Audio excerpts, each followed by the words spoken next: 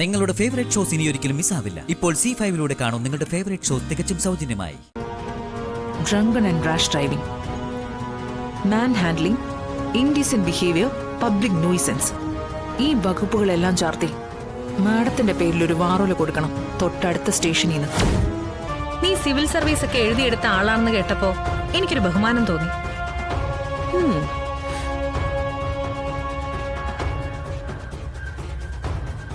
അങ്ങനെ തള്ളിക്കളയാവുന്ന ഒരാളല്ലല്ലോന്ന്. എന്താടി ചിരിച്ചു കളഞ്ഞത്? അതത്ര നിസ്സാര കാര്യമാണോ? അതിനെന്താ, നീ ഇപ്പൊ മേയറല്ലേ? മേയർ അതിന് വീശിയ കാശെത്രയെന്ന് എനിക്കേ അറിയൂ. കാലം ഇത്രയായിട്ടും അതിന്റെ 4 പോലും തിരിച്ചു കിട്ടിയിട്ടുമില്ല. അതുപോലെയാണോ സിവിൽ സർവീസ്? ആ, നിനക്കൊരെണ്ണം ഒഴിക്കട്ടെ? അയ്യോ, ഈ നേരത്തോ? എടി, ഞാനൊരു മേയറാ. നീ ഇപ്പോ പറഞ്ഞു വന്നതിന്റെ എല്ലാ ഉത്തരവും നിന്റെ വാക്കുകളിൽ തന്നെ ഉണ്ട്. അടുത്തതായി നീ ചോദിക്കാൻ പോകുന്ന ചോദ്യം എന്താന്ന് ഞാൻ പറയട്ടെ. സിവിൽ സർവീസ് ട്രെയിനിങ്ങിന് വരെ പോയിട്ട് അത് വിട്ടുകളഞ്ഞത് എന്തിനാണെന്ന്.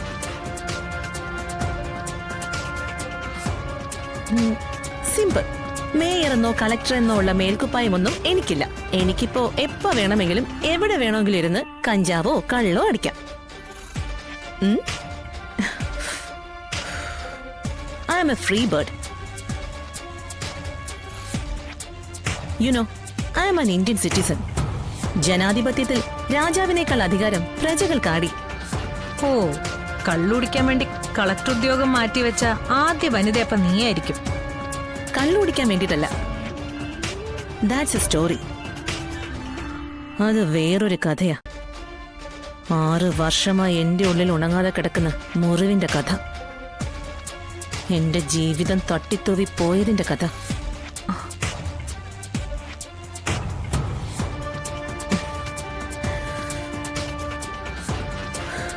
നൈറ്റ് പാർട്ടീസിലൊക്കെ കുടിച്ച് കുന്തം മറിഞ്ഞ് ആവശ്യമില്ലാതെ പ്രശ്നമുണ്ടാക്കുന്ന ഒരു മധുശ്രീയല്ലേ നീ കണ്ടിട്ടുള്ളൂ?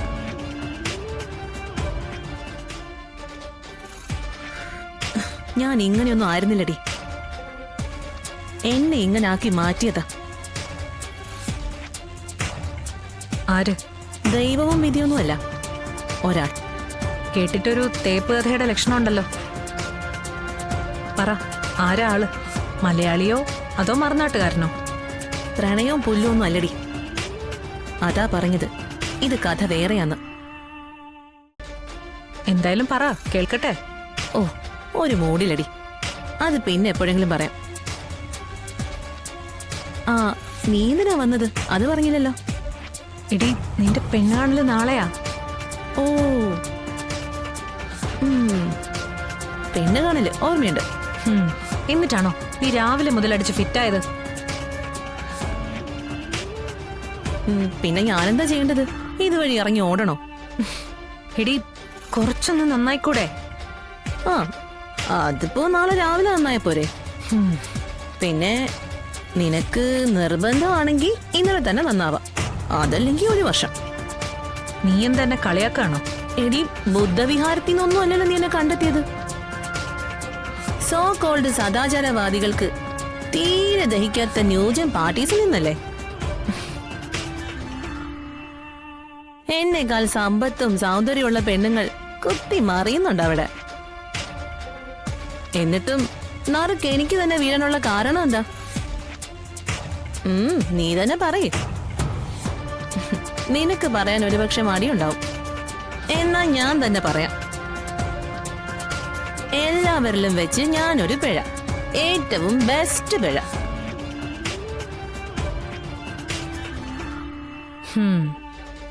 അതൊക്കെ ശരി തന്നെ. പക്ഷേ നീ ഒന്ന് ആലോചിച്ച് നോക്ക് സുസ്മിത. എനിക്കിതിൽ എന്താ മെച്ചം? കല്യാണം വീട്ടുകാര് കുറച്ചു നാളായി നിർബന്ധിക്കുന്നു.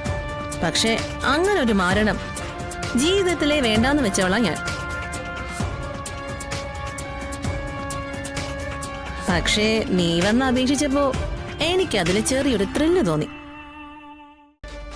നിന്റെ ഒരു പ്രതികാരത്തിന് വേണ്ടിയല്ലേ? നിന്റെ ഏതോ ഒരു ശത്രുവിന്റെ ജീവിതം കുളം തോണ്ടാൻ.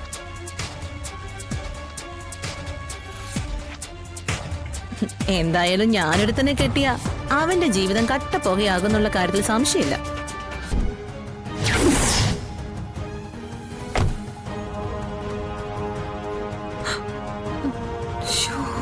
ദൈവമേ, ശാലിനിയുടെ കാറിലാണ് ഇവളെ കൊണ്ട് കയറ്റിക്കൊടുത്തത്. മധുശ്രീയാണെങ്കിൽ ഫുള്ള് വെള്ളം. അയ്യോ, നാളത്തെ പെണ്ണ് കാണലും കൂടി മുടങ്ങുന്ന ലക്ഷണമാണല്ലോ. തൽക്കാലം പുറത്തിറങ്ങാം.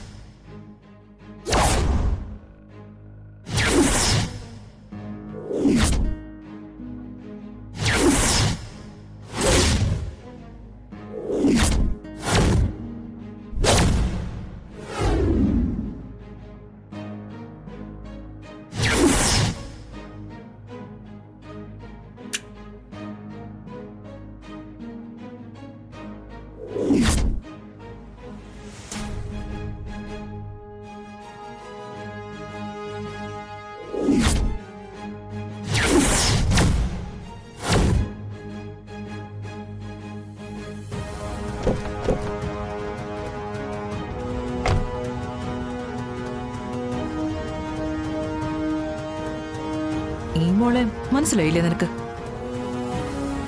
ശാലിനി വിഷ്ണു IAS, ജില്ലാ കളക്ടർ.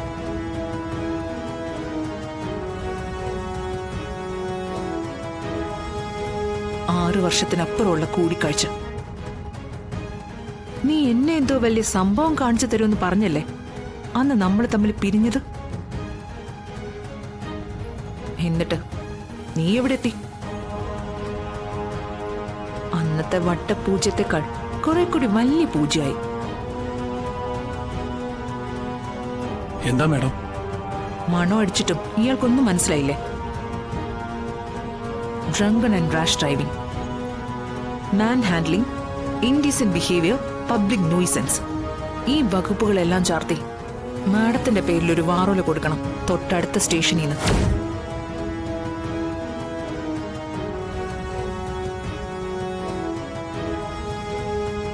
പിന്നെ മാഡം, മാഡത്തിനൊരു ബോധവൽക്കരണ ക്ലാസും കൂടി കൊടുക്കണം. പ്രായം എത്രയായിട്ടും ബോധം മുതിച്ചിട്ടില്ല തലയില്. പിന്നെ ആ ഡ്രൈവിംഗ് ലൈസൻസ് അതുകൂടി കട്ട് ചെയ്തേക്ക്.